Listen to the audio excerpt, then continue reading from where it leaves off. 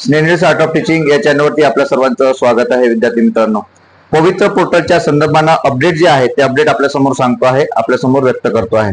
विद्यार्थी मित्रांनो, आपल्या सर्वांना माहिती आहे की 1,70,000 विद्यार्थ्यांनी ही जी टेट परीक्षा आहे, टेट परीक्षा दिल्यानंतर आपण रजिस्ट्रेशन केलेलं आहे. आणि या रजिस्ट्रेशन नंतर ज्या आस्थापनांना दिलेला जो वेळ आहे, हा वेळ 1.5 महिन्यापेक्षा जास्त वाढवण्यात येत आहे, आपल्याला दिसत आहे. पुन्हा 10 ते 15 दिवसाचं एक्सटेंड मुदतवाढ जी आहे त्या आस्थापनासाठी दिली जाणार आहे. आणि विद्यार्थ्यांचा जो काही एक पण आहे तो पाहण्याचा शासनाची जी भूमिका आहे ती मात्र या ठिकाणी संपत आलेली आहे. म्हणजे आम्ही कधीपर्यंत त्रास सहन करायचा, कधी कधी आमची भरती होत आहे, कधी कधी आम्हाला प्राधान्यक्रम दिलं जाईल, पसंतीक्रम दिलं जाईल, यासाठी विद्यार्थी वाट बघत आहेत. मी स्वतः बनवलेले व्हिडिओ होते, जे कमेंटमध्ये विद्यार्थ्यांचं मी व्हिडिओ म्हणजे कमेंट जेव्हा बघतो त्यावेळेला विद्यार्थी सांगत आहेत की सर तुम्ही तर सांगत होते की एवढ्या जागा येणार आहे, तेवढ्या जागा येणार आहे. विद्यार्थी मित्रांनो, जागा आहेत 15,000 पेक्षा जास्त जागा या पहिल्या आपल्या या कशात तर आपल्या या पहिल्या टप्प्यामध्ये येणार होत्या. परंतु शासनाची भूमिकाच ते येण्याची दिसत नाही किंवा देण्याची दिसत नाही. कारण प्रशासनाच्या माध्यमातून जे काही केंद्र प्रमुख असतील, जे काही बीओ असतील, जे काही आयुक्त असतील, याच्यावरती प्रेशर शासनाचा दिसत नाही.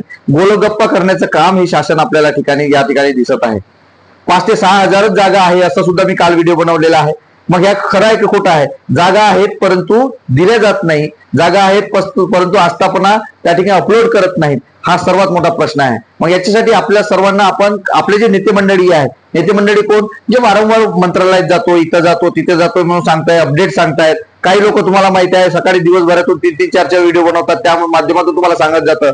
आणि आपल्या विद्यार्थ्यांना एक अपेक्षा आहे, 1,70,000 विद्यार्थी जे तुम्ही आहात ते सर्वांना अपेक्षा आहे की कधी कधी भरती होते. कोणता तरी युट्यूब चॅनल वाला व्यक्ती हा मला कुठेतरी खरी माहिती सांगत आहे, त्यावरती विश्वास ठेवून आपण सर्वजण बघत आहात. विद्यार्थी मित्रांनो, या सर्व गोष्टी करण्यासाठी आपण सुद्धा तत्पर आहोत. आणि आतापर्यंत जे काही 2019 ची भरती असेल, 2022 ची भरती असेल आणि ही तिसरी जी भरती आहे 2026 ची, या तीनही भरतीमध्ये दोन्ही भरतींचा विचार केला तर तिसऱ्या भरतीमध्ये अपडेट आणि विद्यार्थी नेते मंडळांचं प्रमाण मात्र या ठिकाणी जास्त दिसत आहे, जे वारंवार आयुक्तालयाला भेट देतात, वारंवार मंत्रालयाला भेट देतात, ज्या माध्यमातून आपल्या विद्यार्थ्यांकरिता त्या जागा जास्तीत जास्त आणण्याचा प्रयत्न आपल्याला करताना दिसत आहे. मग जागा 15,000 आहे असं का म्हटलं मी, तर आपल्याला नुकताच 2-4 दिवसापूर्वी 14 तारखेचा एक शासन निर्णय आलेला आहे, जो आश्रमशाळेचा आहे. समाज कल्याणचा सुद्धा शासन निर्णय आहे. ज्या जागा सर्व ज्या आहेत त्या जागा कुठे येणार आहेत, या भरतीमध्ये येणार आहेत. आणि अजून केंद्र प्रमुखांचे सुद्धा जॉईनिंग कालच त्यांना ऑर्डर मिळाले. उदाहरणार्थ नागपूर जिल्ह्याचं ऑर्डर त्यांना मिळालेलं आहे, ते जॉईनिंग होणार आहेत. म्हणजे याच धर्तीवरती आपल्या या ज्या जागा आहेत त्या 15,000 पेक्षा जास्त आहेत. परंतु पहिल्या टप्प्यात त्या जागा येणार नाहीत. कशावरनं दिसत आहे?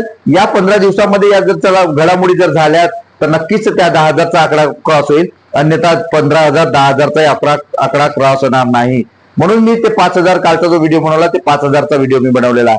म्हणजे जागा आहे परंतु या कधी येतील तर दुसऱ्या टप्प्यामध्ये या जागा येतील. आणि जो कट ऑफ आहे मी तुम्हाला सांगितलं की 130 अबो 120 अबोच कट ऑफ असेल, जो पहिल्या टप्प्यात जर जागा 5,000 पेक्षा जास्त आल्यात किंवा 5,000 जर आल्या तर. त्यामुळं घाबरण्याचं, पॅनिक होण्याचं कारण कोणतेही नाही. लेट होईल परंतु थेट तुमची त्या ठिकाणी निवड होणार आहे. यासाठी सर्व विद्यार्थ्यांना सांगू इच्छितो की आपण जे आहे ते आपण सुद्धा मंत्रालयाला भेट देणं, त्या अधिकाऱ्यांना भेट देणं किंवा इतर जे नेते मंडळी आहेत त्यांच्या माध्यमातून अपडेट ठेवणं हे आपलं काम आहे. स्वतःचं काम स्वतः करा. प्राधान्यक्रमासाठी, पसंतीक्रमासाठी बॅच लावण्याची गरज नाही. कारण तसं जर तुम्ही शिक्षक बनत असाल तर आपली लायकी नाही आहे, हे डायरेक्ट स्पष्ट मी तुम्हाला या ठिकाणी बोलतो आहे. कारण तुम्ही जर खरंच शिक्षक म्हणून भरतीमध्ये तुम्ही एंटर करत असाल किंवा भरतीसाठी लायबल असाल तर स्वतःच्या जागेचा, स्वतःच्या कॅटेगरीचा, स्वतःच्या मार्क्सचा, स्वतःचा समांतर आरक्षणाचा, या सर्व बाबींचा अभ्यास तुम्हाला केला पाहिजे. आणि यानुसार वेगवेगळ्या माणसांकडून माहिती न घेता आपण स्वतःहून मार्गदर्शक कोण आहे, खरा व्यक्ती कोण आहे, या सर्व गोष्टींचा विचार आपल्याला करणं योग्य असणारा विद्यार्थी मित्रांनो. तर तुम्हाला मी जे काही व्हिडिओ बनवलेला आहे याबद्दल नेमकं तुमचं मत स्वतःचं काय आहे ते कमेंट बॉक्समध्ये कळवा. अशाच अपडेट करता माझ्या चॅनल मात्र सबस्क्राईब करा. धन्यवाद.